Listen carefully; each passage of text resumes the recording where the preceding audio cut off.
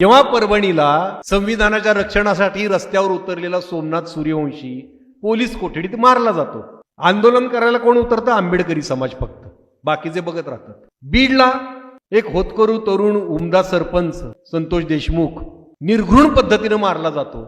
फक्त मराठा समाज पेटून उठतो. मराठा आंदोलन सुरू झालं, ओबीसींना भडकवलं जातं त्यांच्या विरोधात.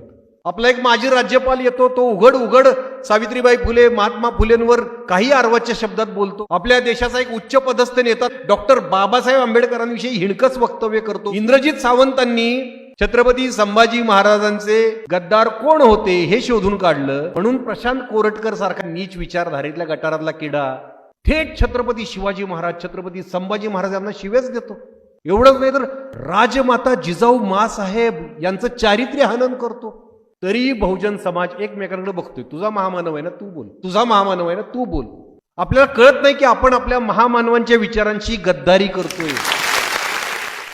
फुले शाहू आंबेडकर ही त्रयी तोडली, ज्याचे परिणाम अख्खा देश भोगतोय. महामानवांच्या अनुयायांमध्ये उभी फूट पडली. आपण आपल्यातच भिंती उभ्या केल्यात आणि त्यामुळे आपणच गुलामगिरीत लोटले जातोय.